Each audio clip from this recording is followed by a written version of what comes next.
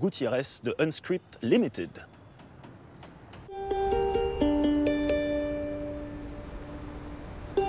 La Colombie est l'un des pays les plus inégalitaires de la planète. Un quart de la population vit en dessous du seuil de pauvreté. Ici, les plus nécessiteux vivent au jour le jour et gagnent à peine de quoi s'acheter à manger pour le lendemain. En Colombie, le coronavirus a contaminé plus de 15 000 personnes et fait plus de 600 morts. Le 25 mars, le gouvernement a instauré le confinement général pour pallier les carences de son système de santé.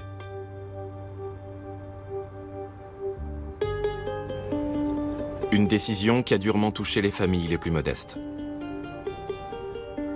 De plus en plus de Colombiens sont menacés par la famine.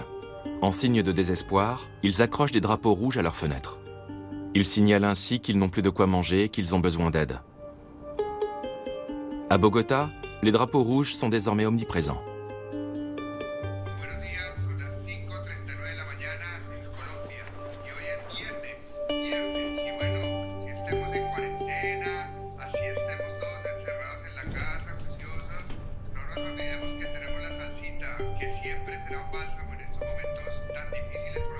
Depuis le début du confinement, Vladimir Rodriguez livre des colis alimentaires aux familles dans le besoin.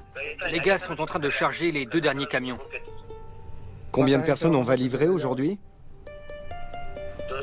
Entre 200 et 300 personnes. Au cours des 6 dernières semaines, Vladimir et son équipe ont offert plus de 20 000 colis alimentaires.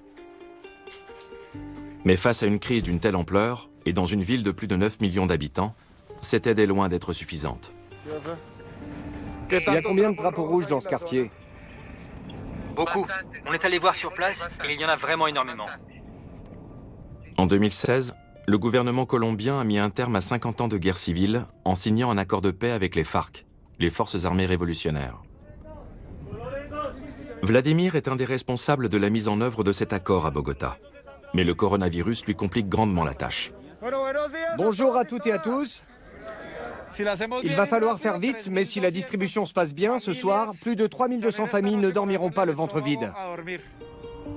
Selon l'ONU, la Colombie présente le taux de déplacés intérieurs le plus élevé du monde. Plus de 7,7 millions de personnes ont dû quitter leur foyer pour fuir les combats. La plupart se sont réfugiés dans les banlieues comme celle-ci, au sud de Bogota. Dans les faubourgs les plus pauvres, la densité de population est 3 fois plus élevée que dans les quartiers les plus riches. Bonsoir. S'il vous plaît, un seul adulte à la porte de chaque maison, avec carte d'identité, masque et gants. Ok, on commence.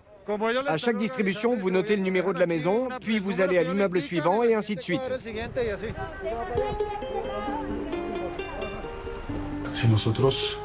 Si nous ne luttons pas contre la faim, nous ne viendrons jamais à bout de la pandémie.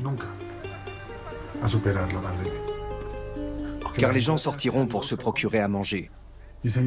L'effet pervers de cette situation, c'est qu'à Bogota, le plus grand nombre de morts est enregistré dans des zones où les gens sortent de chez eux parce qu'ils ont faim.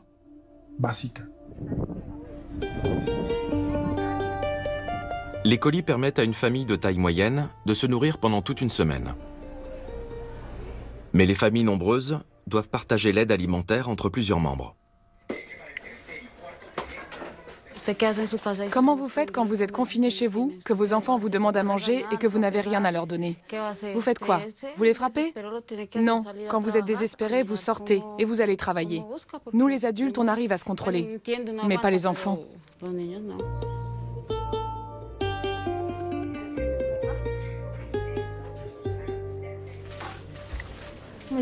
Je dis à mes enfants que quand nous n'aurons plus rien à manger, nous devrons jeûner et prier Dieu. Je ne vois pas d'autre solution.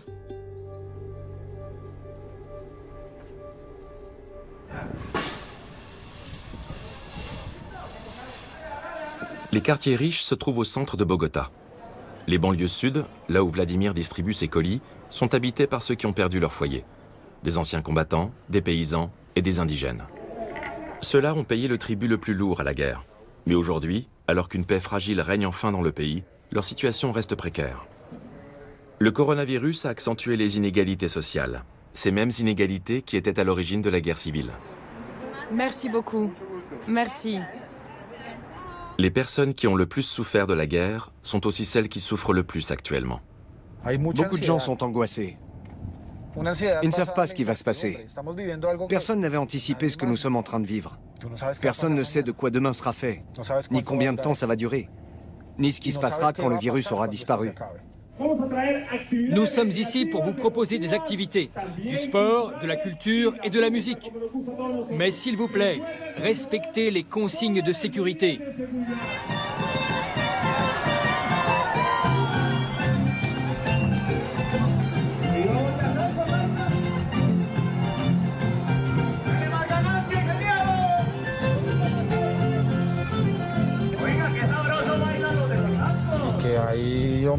À Bogota, il y a des hommes et des femmes qui, quand ils ne peuvent plus travailler, n'ont plus rien pour s'acheter à manger. Ils n'ont ni loisirs, ni repos, ni télétravail.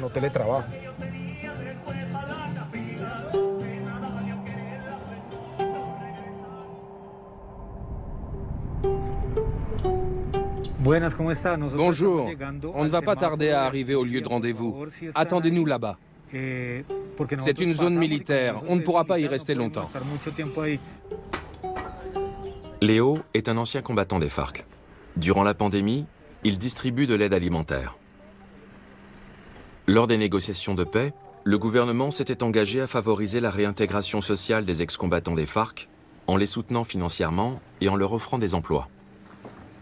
Mais beaucoup estiment que l'État n'a pas tenu ses promesses. Nombreux sont ceux qui retournent dans la jungle pour se battre à nouveau. Depuis combien de temps je suis ici? Eh bien, je suis ici depuis le 1er décembre, depuis que je suis au chômage. J'ai atterri ici à cause de la pandémie. Ils doivent encore m'extraire une balle qui s'est logée tout près de mon cœur.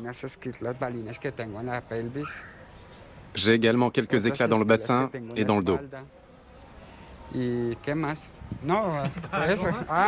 Ah oui, et j'ai aussi perdu mon appareil d'aide auditive.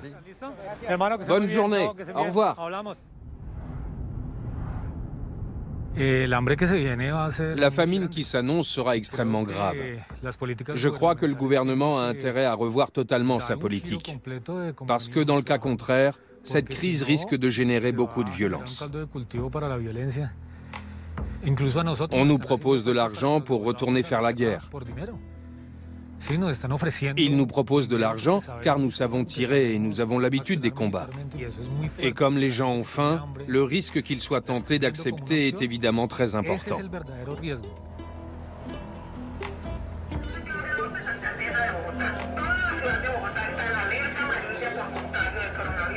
J'aimerais que cette crise soit l'occasion pour nous tous de réaliser à quel point notre pays va mal.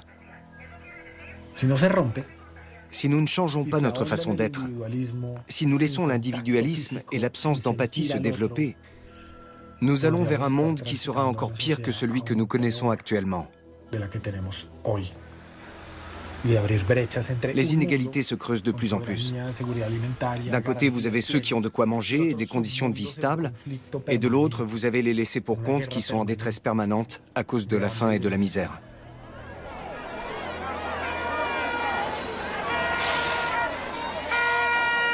On a besoin de nourriture, mais on ne peut pas aller travailler. Le président n'arrête pas de prolonger le confinement. Il ne se rend pas compte qu'on a faim et qu'on a besoin d'aide. Dans un quartier, ils distribuent la nourriture et pas dans l'autre. Qu'est-ce qu'on va devenir, nous, ici? Il y a des personnes handicapées, des enfants, des femmes enceintes. Ici, il n'y a que des familles honnêtes et travailleuses. On n'est pas des gens violents. Si on demande de l'aide, c'est uniquement parce qu'on n'a plus de travail.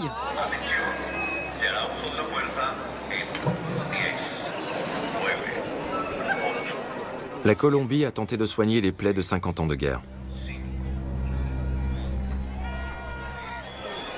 Mais les tensions du passé réapparaissent. S'ils ne nous donnent pas à manger aujourd'hui, on est désolé, mais on va mettre le feu à un autobus. On va les rendre fous, parce qu'ici, les gens ont faim. Faites venir le maire de Bogota. Faites-le venir. On a besoin de nourriture.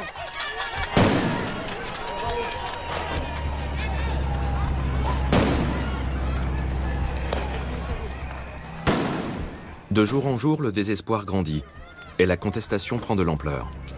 Les débordements et les violences sont inévitables.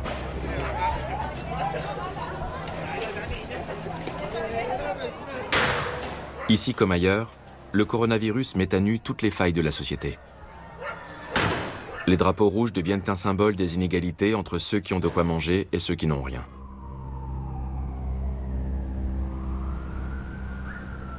Le risque d'une nouvelle guerre est réel. Et cette fois, le peuple ne se battra pas pour une idéologie, mais pour sa survie.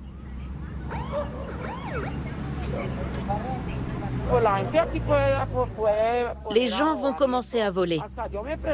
J'ai beau être une femme âgée, si je dois voler pour nourrir mes enfants, je le ferai. On ne va pas attendre que le gouvernement nous aide. Ils ne nous donneront rien. Jusqu'à présent, nous n'avons rien reçu. Dans une société d'après-guerre, le plus important, ce sont ce qu'on appelle les garanties de non-répétition. Dans un scénario d'après-pandémie, quelles sont les garanties de non-répétition? C'est la disparition des inégalités sociales qui complique énormément la lutte contre cette pandémie. Si nous ne changeons pas maintenant nos façons de produire, de consommer et de vivre, notre société ne s'en sortira jamais. Ese es tu regalo de cumpleaños, Po.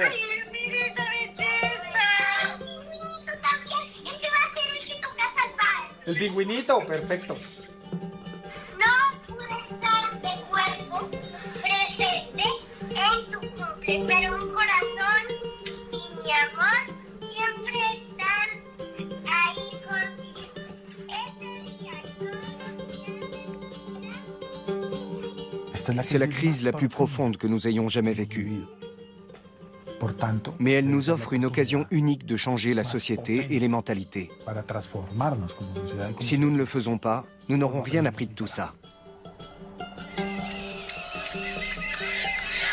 Thank you.